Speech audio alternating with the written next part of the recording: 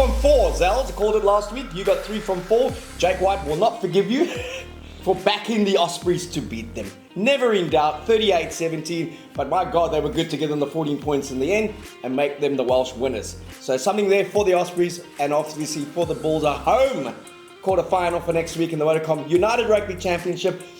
A magnificent end given how the Bulls did start their season. But then the success story in South Africa, 1 from 5. Second in the log. They won 11 of their last 13 and drew 1. A magnificent effort from the Stormers. They're into the quarterfinals. They played at the DHL Stadium. They played against Edinburgh. Dobbo and his boys. They went there, but my God, 80th minute to get that 5-winner run. Now I love you, man. Never in doubt. Never in doubt. That's what I said as well. Never in doubt. And just an incredible effort. They end second. Obviously, the Galacticals, all the way from KwaZulu-Natal, they come in 5th.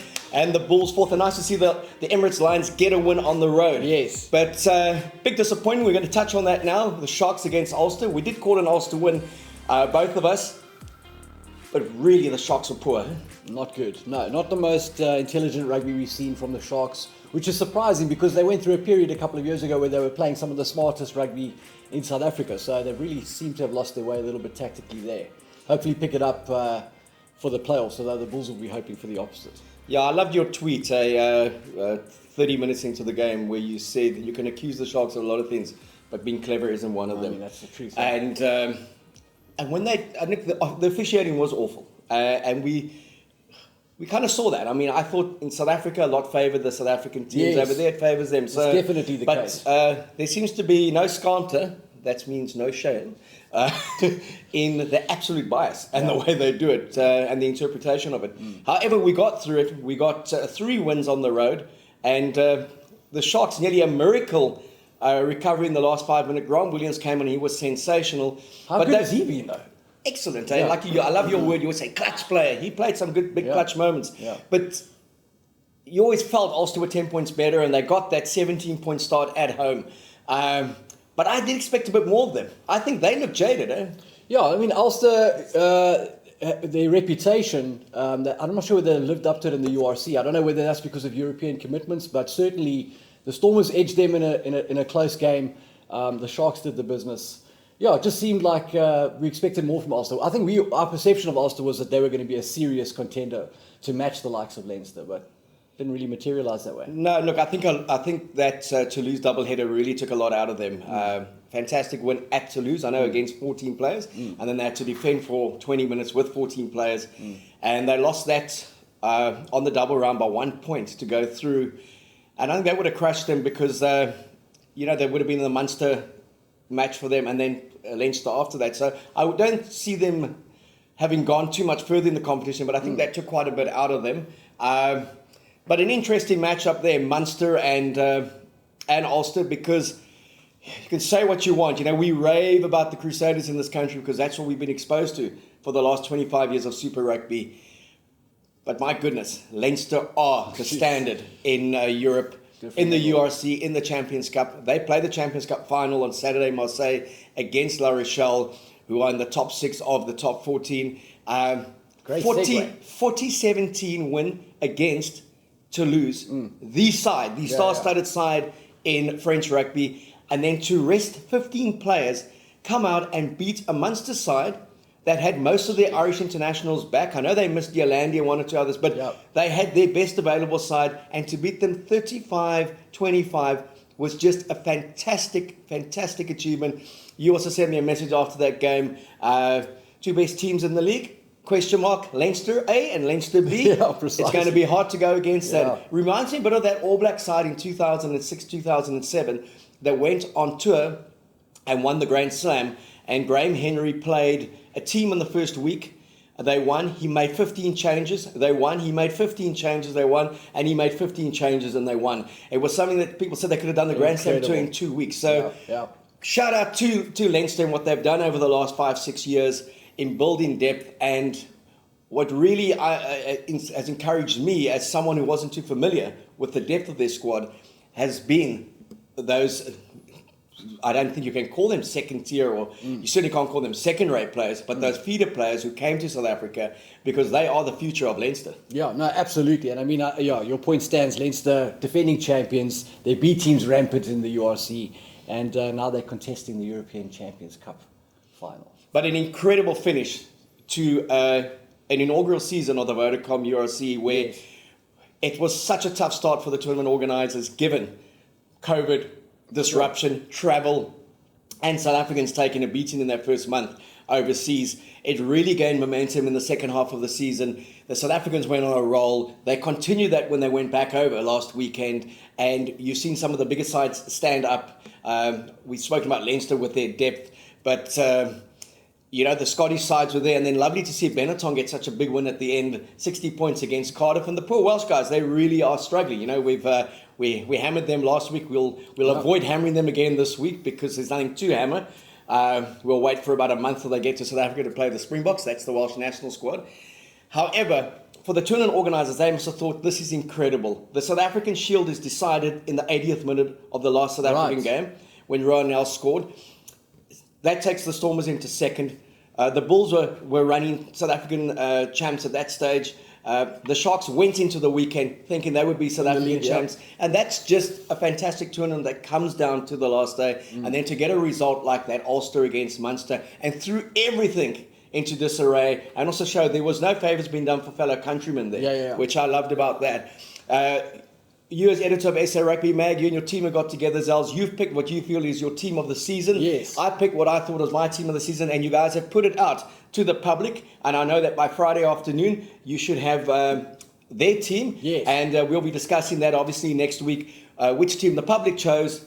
We'll discuss our team now. I looked at your team, and my God, there are just way too many Bulls. You didn't even back them to beat the Ospreys. I can't believe your whole side five is the Stormers. Okay, they're the Shield winners. I hear you. I hear you. But yeah, so we've got some interesting names in there. Obviously, Warwick Galant, Siabela Sanatla, and Leland Zas. The Stormers contingent in the back three.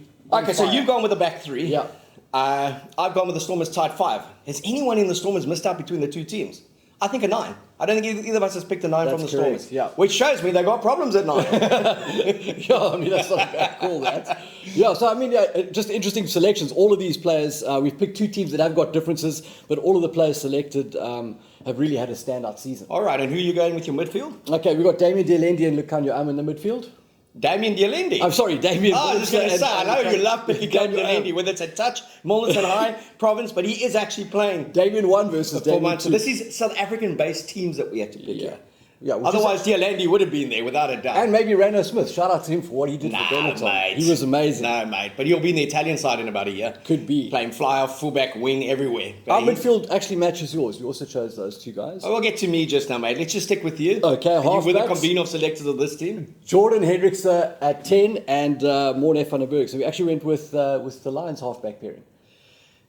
You had a great season, Morne. Are you flying to Dubai soon or something with Emirates? We love our Lions. Eh? Great punt for them. Is this more about Emirates or is this more about the Lions? Look, we do have free flights. You do. I thought there had to be a little thing in. I love Jordan Hendricks as a talent. Very, very good player. Doesn't make my team just yet, but a very good player. Does he make your 7th team?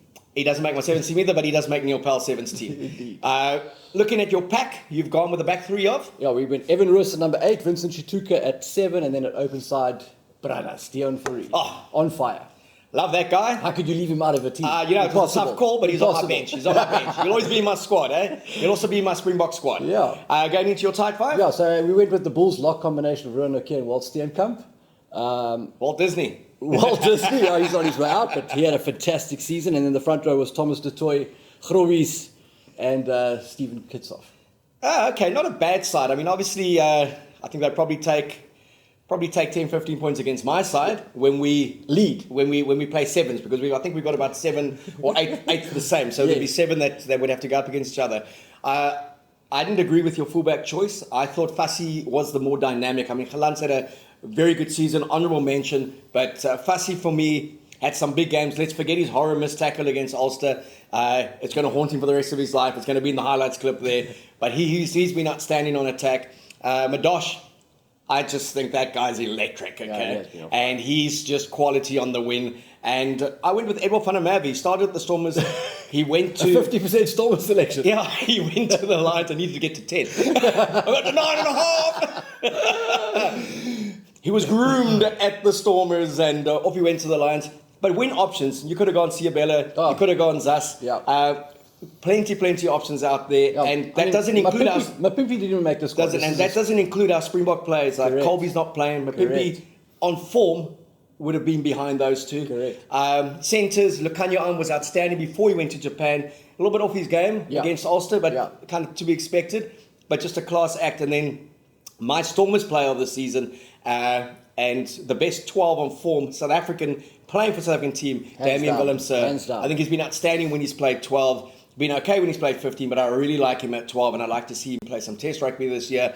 Where we differ, I've gone with Mani Lebok purely on what he's done to that Stormers backline. He's transformed them. He's kind of allowed Dobbo to bring to life this philosophy he's had of how the Stormers should play. Mm-hmm. At 9, Grant Williams. That's a great pick. I do believe he is a step ahead of Jaden at the moment.